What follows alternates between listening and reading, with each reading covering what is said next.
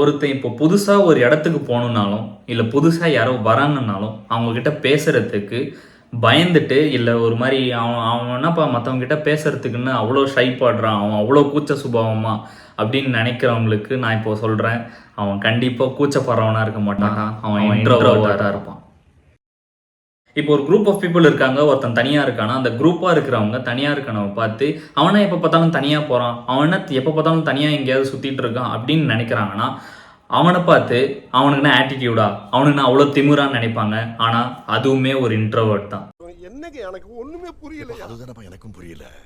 இந்த வீடியோவில் இன்ட்ரோவர்ட்டுக்கும் எக்ஸ்ட்ரோவர்ட்டுக்கும் இருக்கிற டிஃப்ரென்ஸ், இன்ட்ரோவர்ட்டாக இருந்தால் நீங்கள் எவ்வளோ கஷ்டப்படுவீங்க, எக்ஸ்ட்ரோவர்ட்டாக இருந்தால் அவங்களுக்கு கிடைக்கிற பெனிஃபிட்ஸ் என்ன, இது எல்லாத்தையும் டீட்டெயில்டாக தான் பார்க்க போகிறோம். இப்போ தான் நீங்கள் ஃபர்ஸ்ட் டைம் இந்த சேனலுக்கு வரீங்கன்னா சப்ஸ்கிரைப் பண்ணி வச்சுங்க. And this is Siddique Sham. வாங்க வீடியோக்குள்ளே போகலாம்.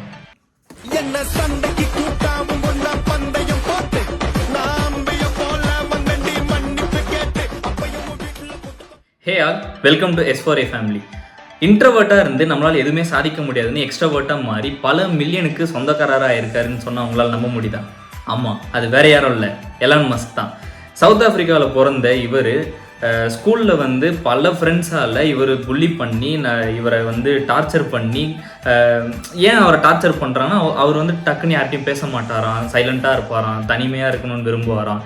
இப்படி இருந்த இவர் வந்து அப்படியே ஸ்கூல் முடிச்சுட்டு காலேஜ் முடிச்சுட்டு ஒர்க்குக்கு போகும்போது அவரால் வந்து சரி இனிமேல் நம்ம வந்து இப்படி இருந்தால் சாதிக்க முடியாதுன்னு சொல்லிட்டு இன்ட்ரோவர்ட்டாக இருந்து எக்ஸ்ட்ரோவர்ட்டாக மாறி அவருடைய பிளேஸையே மாற்றிருக்காரு. சவுத் ஆஃப்ரிக்காலேருந்து கனடா போயிட்டு அங்கே பல பிஸ்னஸை ஸ்டார்ட் பண்ணி இப்போ வந்து பல மில்லியனுக்கு சொந்தக்காரராக இருக்காரு. நீங்களா யாருடா? How do I tell you? இப்போ என் லைஃப்பை பற்றி பார்க்கலாமா? ஆரம்பிக்கலாங்களா? நான் ஸ்கூல் படிக்கிற வரைக்குமே ஒரு பாய்ஸ் ஸ்கூலில் தான் படித்தேன். சரி, அது பாய்ஸ்னால் ஒரே ஸ்கூலில் பாய்ஸ் அண்ட் கேர்ள்ஸ் இருப்பாங்க, ஆனால் ஒரு சின்ன படிக்கட்டு இருக்கும். இப்போ ஒரு ஸ்டெப்ஸ் ஏறி மேலே போனோம்னா இந்த சைடு கேர்ள்ஸ், இந்த சைடு பாய்ஸ், அந்த மாதிரி ஒரு ஸ்கூலில் தான் நான் படித்தேன். சரி, அங்கே எல்லாம் நான் 12th படிக்கிற வரைக்குமே ஒரு ஃபுல்லாகவே வி ஆர் த பாய்ஸ் அப்படின்னு தான் சுற்றிட்டு இருந்தேன். சரின்னு சொல்லிட்டு அங்கே முடிச்சுட்டு நான் காலேஜ் போகும்போது நான் தெரிச்சிட்டேன். ஏன்னா அங்கே வந்து கோயட் ஃபஸ்ட் டைம் வந்து என்னால் எதுவுமே ஏற்றுக்க முடியல. நான் எனக்குன்னு ஒரு செட் ஆஃப் பீப்புள் இருப்பாங்க, ஒரு 5 to 6 பீப்புள்னால் என்னால் அதை தாண்டி வேறு யாருக்கிட்டையுமே புதுசாக போய் என்னால் டக்குன்னு பேச முடியாது. சரின்னு சொல்லிட்டு நான் இப்போ என் கூட ஒரு ஃப்ரெண்டு இருக்கான். அவன் வந்து என்ன பண்ணுவான்னா டக்குன்னு போய் எல்லாருக்கிட்டையும் போய் பேசிடுவான், டக்குன்னு எல்லாருக்கிட்டையும் மிங்கிள் ஆயிடுவான்.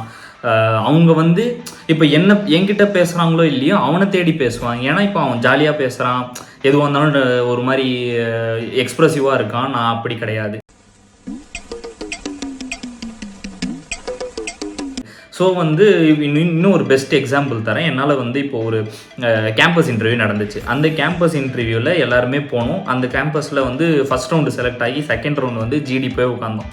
அந்த ஜிடியில் வந்து ஒரு 10 to 12 பீப்புள் உட்கார்றாங்க, கேர்ள்ஸ் அண்ட் பாய்ஸ் எல்லாம் மிக்ஸ் ஆகி தான் உட்காந்துருந்தாங்க. அந்த ஜிடியில் வந்து என்னால் பேசவே முடியல. இப்போ வந்து அந்த 10 பேரில் எல்லாருமே வந்து டக்குன்னு எல்லாரும் பேசுகிறாங்க, எழுந்து பேசுகிறாங்க.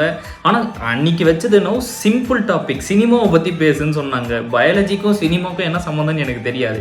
ஆனால் அவங்க வந்து தேவை வந்து இப்போ அந்த 10 பேரில் யார் வந்து பேசுகிறாங்கன்றது தான் முக்கியம். நான் உட்காந்துட்டு நான் வந்து எல்லாருமே வந்து யாரடி நீ மோகினி தனுஷ் மாதிரி யான்னு பார்த்துட்டு இருக்கேன். பட் எல்லாருமே பேசுகிறாங்க, என்னை சுற்றி எல்லாருமே பேசிகிட்டு இருக்காங்க.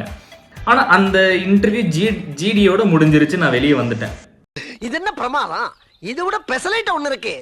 அப்போதான் யோசித்தேன், நம்மளால் ஏன் பேச முடியல. ஆனால் உள்ளுக்குள்ளே நான் வந்து ரிஹர்சலோட பேசிகிட்டே இருக்கேன், இப்படி பேசணும் அப்படி பேசணும், ஹாய் திஸ் இஸ் சித்திக் அப்படின்னு சொல்லிட்டு நான் என்னென்னவோ திங்க் பண்ணுறேன். ஆனால் என் வாயில் வார்த்தை வரல. அதனாலேயே அந்த இன்டர்வியூவில் நான் செலக்டும் ஆகலை. சரின்னு சொல்லிட்டு கொஞ்ச நாள் அப்படியே போச்சு. நானும் பிஎஸ்சி முடிச்சுட்டு நெக்ஸ்ட்டு எம்எஸ்சி போகிறேன். அங்கேயும் ஒரு கேம்பஸ் வருது. ஆனால் லாஸ்ட் டைம் இருந்த மாதிரி நான் இந்த டைம் இல்லை. பேசிகிட்டே இருக்கானே தவிர பாம்பை வெளியே எடுக்க மாட்டான்ற மாதிரி இன்ட்ரோவர்ட்க்கும் எக்ஸ்ட்ரோவர்ட்க்கும் சொன்னியே, அது எப்படிடா ஓவர் கம் பண்ணுறதுன்றது உங்கள் மைண்ட் வாய்ஸ் எனக்கு கேட்குது. சரி, ஓகே, இப்போ நான் சொல்கிறேன். இப்போ இன்ட்ரோவர்ட் இருக்காங்க, எக்ஸ்ட்ரோவர்ட் இருக்காங்கன்னா இப்போ குரூப் ஆஃப் பீப்புள் வந்து உங்களை வாட்ச் பண்ணும்போது நீங்களே யோசிச்சு பாருங்கள், அங்கே சைலண்ட்டாக இருக்கிறவங்கள வந்து பார்ப்பாங்களா இல்லை பேசிகிட்டு இருக்கிறவங்கள பார்ப்பாங்களா? கண்டிப்பாக பேசிகிட்டு இருக்கவங்க தான் அட்ராக்ட் ஆவாங்க.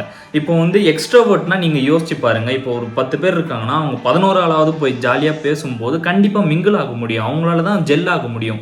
இப்போ நீங்கள் எங்கேயாவது வெளில போகும்போது இப்போ வந்து டே அவன் எப்போ தான் சைலண்ட்டாக உட்காந்துட்டு இருப்பான்டா, அவன் ஏன்டா கூப்பிடுறேன், இவனை கூப்பிடு. நானே அப்படி பண்ணியிருக்கேன். அட பாவியலா, இப்படி தாண்டா அசிங்கப்படுறதுனா வாழ்க்கையில. ரீசெண்டாக கூட வெளியே போக சொல்ல அவனை கூப்பிடாதீங்கடா, இவனை கூப்பிடுறா, இவன் வந்து பேசிகிட்டே இருப்பான்ட்டு நானே சொல்லியிருக்கேன். ஸோ வந்து நீங்கள் வந்து யோசிக்காமல் ஃபஸ்ட்டு உங்கள் மனசுக்குள்ளே நீங்களே பேசாமல் வெளியே தைரியமாக பேசுங்க. நீங்கள் பேசுகிறதால எதுவுமே ஆக போகிறதில்ல. அது தப்போ ரைட்டோ நீங்கள் பேசுங்க. அதுக்குன்ட்டு அதிகமாகவும் பேசிடக்கூடாது, கம்மியாகவும் பேசிக்கூடாது. நான் இப்போ என்ன சொல்லுவேன்னா ஒரு லைன்லேயே இருங்க எப்போவுமே. இப்போ எந்த இடத்துல அதிகமாக பேசணும், எந்த இடத்துல பேசக்கூடாது, எங்கே பேசினா சிரிப்பாங்க, எங்கே பேசினா சிரிக்கக்கூடாது, அந்த மாதிரி நீங்களே வந்து கால்குலேட் பண்ணி பேசுங்க. அது தப்பு இல்லை. அதுக்குன்னு நீங்கள் பேசாமலே இருக்கக்கூடாது, அதுதான் தப்பு. ஸோ வந்து நீங்கள் பேச தான் நான் எப்பவுமே சொல்கிறது ஒன்று தான், நீங்கள் ப்ராக்டிஸ் பண்ணுங்கள். ப்ராக்டிஸ் பண்ணால் தான் எதுவாக இருந்தாலுமே சாத்தியம். நீங்கள் வந்து எனக்கு வந்துரும்னு சொல்லிட்டு உட்காந்துருந்தீங்கன்னா கண்டிப்பாக வரவே வராது. ஸோ நீங்கள் வந்து ப்ராக்டிஸ் பண்ணுங்கள். இப்போ வந்து உங்கள் மனசுக்குள்ளே பேசுகிறத தயவு செஞ்சு போயிட்டு பீப்புள் கூட இன்ட்ராக்ட் பண்ணுங்கள். அப்போ தான் உங்களால் பேசவே முடியும். இப்போ உங்கள் ஃப்ரெண்ட்ஸ் இருக்காங்கன்னா தயவு செஞ்சு உங்கள் ஃப்ரெண்ட்ஸ் கிட்ட போய் பேசுங்க. ஒருத்தர் 2 பேர் இருக்கிறாங்களா, ஃபஸ்ட்டு ஓகே நீங்கள் 2 பேர்கிட்ட பேசுங்க. அப்புறம் அது 3 ஆகும், 4 ஆகும், கண்டிப்பாக அது வளரும். நீங்கள் பேசாமல் இருக்கிறதால எதுவுமே நடக்க போகிறதில்ல. ஸோ இப்போ நான் சொன்ன இன்ஃபர்மேஷன்லாம் உங்களுக்கு கண்டிப்பாக ஹெல்ப் ஆகும்னு நினைக்கிறேன். நீங்களும் அதை ஃபாலோ பண்ணுங்கள். இந்த மாதிரி பல இன்ஃபர்மேஷன் தெரிஞ்சிக்க ஸ்கூபி சித்திக்கை ஃபாலோ பண்ணிக்கோங்க, சப்ஸ்கிரைப் பண்ணிக்கோங்க. நீங்கள் கொடுக்குற ஒரு சப்ஸ்கிரைப்பும் எனக்கு அடுத்த வீடியோ போடுறதுக்கு மோட்டிவாக இருக்கும். தேங்க்யூ.